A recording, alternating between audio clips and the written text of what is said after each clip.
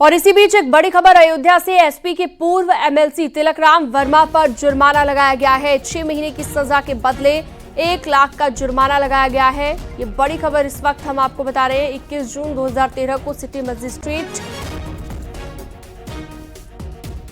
को दी गई थी धमकी। कमरा ना देने पर जूते से मारने की धमकी दी गई थी। कोतवाली नगर में दर्ज हुआ था मुकदमा, जिसके बाद अब जुर्माना लगाया गया है। 1 लाख रुपए का जुर्माना लगाया गया है। केबी शुक्ला इस पर ज्यादा जानकारी हमें देंगे। केबी शुक्ला, और क्या जानकारी इस खबर को लेकर?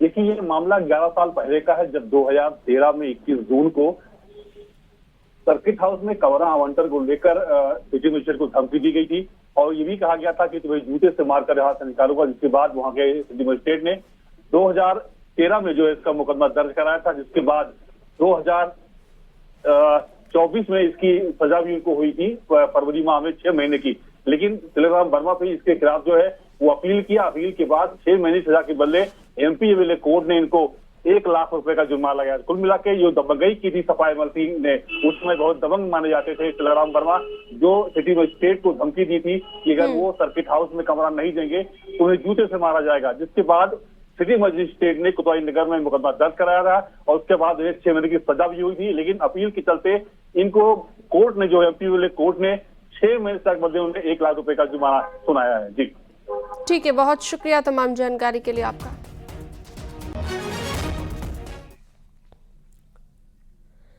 मुख्यमंत्री योगी आदित्यनाथ के बयान पर अखिलेश यादव का पलटवार। लाल रंग मिलन का प्रतीक होता है, ये पलटवार किया गया है अखिलेश यादव की ओर से। जहां मेल मिलाप नहीं, वहां पर नफरत, ये कहा गया है अखिलेश यादव की ओर से। जिन्हें शक्ति बड़ी लगती है वो चुनौती मानते हैं। अच्छा बुरा कोई रंग नहीं, नजरिया होता है। ये सभी बातें अखिलेश यादव ने पलटवार करते हुए कही।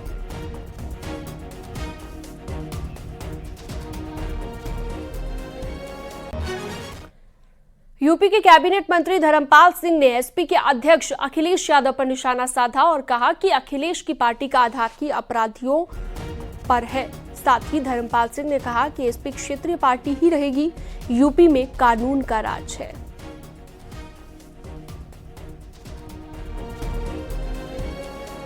तो आज उत्तर प्रदेश में कानून का राज्य है, इंसाफ का राज्य है और कहीं पर कोई ऐसी दिक्कत नहीं है। और उन्हें जो दिखाई देता है अखिलेश को, अखिलेश जी की पार्टी ही अपराधियों पर आधारित राजनीतिक दल है, लेकिन समाजवादी पार्टी अब राष्ट्रवादी पार्टी नहीं बन सकती, क्षेत्रीय पार्टी ही रहेगी। समाजवादी पार्टी के गढ़ में सीएम योगी के बयान से सियासी तापमान बढ़ चुका है। सीएम योगी ने अखिलेश यादव को टारगेट पर लेते हुए कहा, लाल टोपी के काले कारनामे जनता जानती है। उन्होंने गैंगरेप आरोपी मोहित खान और नवाब यादव का जिक्र करते हुए कई तीखे बयान दिए, जिस पर समाजवादी पार्टी ने भी प्रतिक्रिया दी है।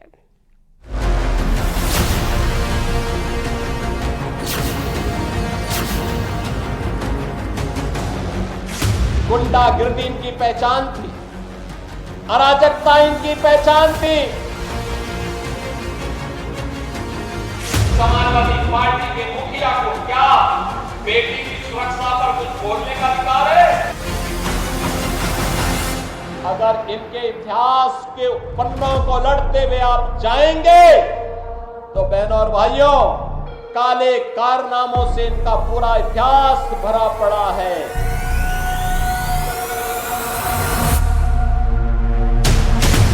चुनाव सिर्फ 10 सीटों पर है, लेकिन तनाव पूरे उत्तर प्रदेश में।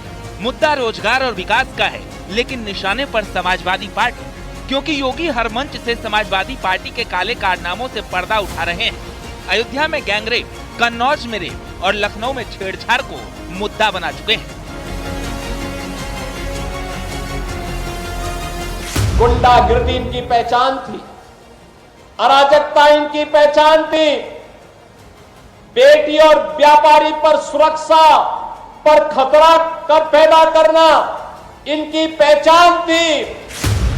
लोकसभा चुनाव में खराब प्रदर्शन के बाद 10 सीटों पर उपचुनाव के लिए योगी खुद मोर्चे पर हैं और टारगेट पर अखिलेश यादव, क्योंकि जिन समाजवादियों पर गैंगरेप, बलात्कार और छेड़छाड़ जैसे आरोप लगे, अब उन आरोपों को चुनावी मंच से उठाया जा रहा है और बताया जा रहा है कैसे 2017 से पहले समाजवादी पार्टी की सरकार में यूपी की जनता अराजकता और गुंडागर्दी से परेशान थी और कैसे लाल टोपी वाले काले कारनामे कर रहे हैं।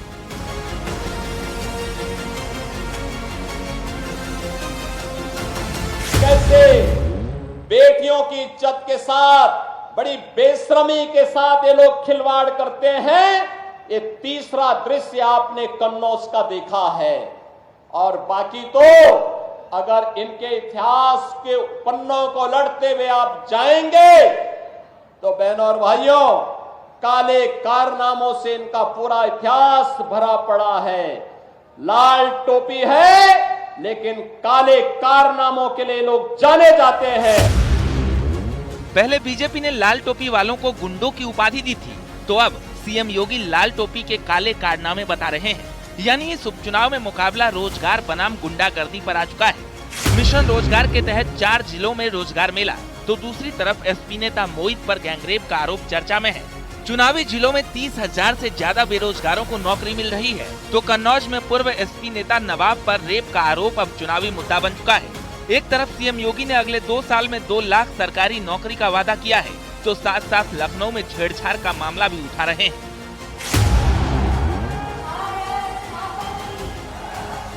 हालांकि जिस तरह सीएम योगी बीजेपी और समाजवादी पार्टी की सरकार में फर्क बता रहे हैं और लाल टोपी वालों के काले कारनामों को मुद्दा बना रहे हैं, उससे समाजवादी पार्टी में खलबली मच चुकी है।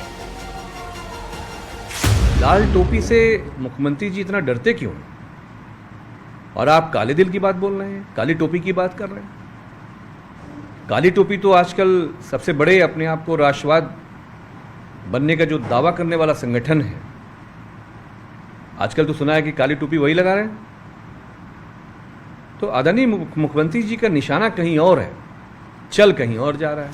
खैर, यूपी में चुनाव है इसलिए सियासी गलियारों में तनाव है, लेकिन जिस तरह सीएम योगी खुद मोर्चे पर हैं, अखिलेश यादव पर डायरेक्ट निशाना साध रहे हैं, उससे तो तय है कि 10 सीटों पर होने वाला सियासी रण काफी भीषण होने वाला है। Bureau report, news 18। पहाड़ से रेगिस्तान तक जल प्रहार से हाहाकार मचा हुआ है। गुजरात के सुरेंद्रनगर में तो बांध का पानी छोड़े जाने की वजह से एक पुल ही ढह गया। वहीं कच्छ में एक कार पानी में बह गई। राजस्थान के कोटपुतली में 25 बच्चों से भरी स्कूल बस एक बरसाती नाले में पलट गई। 1 घंटे में सभी बच्चों को बचा लिया गया है।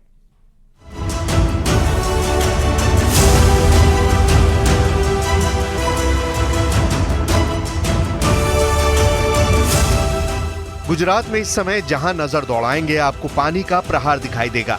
क्या इंसान, क्या बेजुबान, हर कोई सैलाब की इस चोट से मार खा रहा है।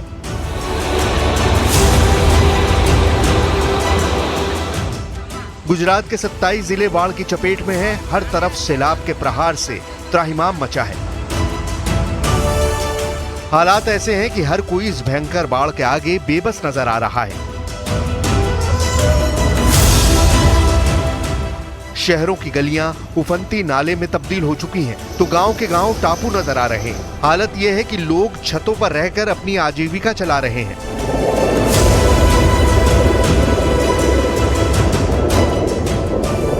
गुजरात के वडोदरा से आई इन हैरान करने वाली तस्वीरों को देखिए। पूरा मोहल्ला डूबा है। गलियों में 5 से 6 फीट तक पानी भरा है।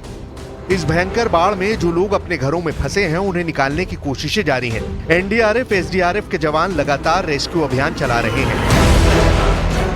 नाव के सहारे लोगों को उनके घरों से निकालकर सुरक्षित जगहों पर ले जाते दिखे।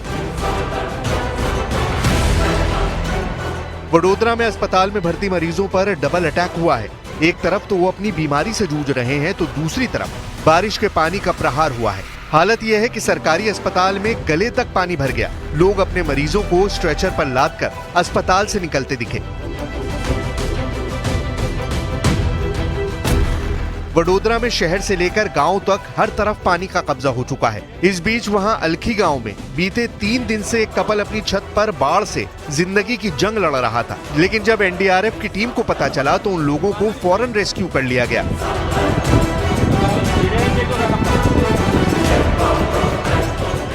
इस बीच वडोदरा में एक और हैरान करने वाली तस्वीर आई है। पानी इतना बरसा कि सड़क पर सैलाब आ गया और पार्किंग में खड़ी गाड़ियां कागज की नाव की तरह बहने लगी। 1-2 नहीं बल्कि दर्जनों कारें पानी में बहती नजर आईं। बड़ोदरा में लगभग हर गली मोहल्ले में रहने वाले लोग बाढ़ से बेबस नजर आ रहे हैं। पूरा शहर टापू बना दिख रहा है। पार्किंग में गाड़ियां डूबी हैं तो लोगों के आशियाने डूब चुके हैं। यही नहीं, भगवान का मंदिर भी इस सैलाब में समाया नजर आया। सैलाब के बीच रेस्क्यू की एक हैरान करने वाली तस्वीर जूनागढ़ से भी आई, जहां तबाही के मंजर के बीच फंसे लोगों को निकालने का अभियान चलाया गया। पानी में फंसे 7 लोगों को एसडीआरएफ और एनडीआरएफ की टीम ने रेस्क्यू करके उन्हें सुरक्षित जगह पर पहुंचाया गया। गुजरात के दाहोद में भी सैलाब ने कब्जा जमा रखा है। वहां भिलोदा नदी अपने उफान पर है। इस बीच नदी के किनारे से गुजर रहा एक मोटरसाइकिल सवार सैलाब की चपेट में आ गया। इसके बाद उसे बचाने का अभियान चलाया गया। जमीन की खुदाई करने वाली मशीन के सहारे उस युवक को कड़ी मशक्कत के बाद बचा लिया गया।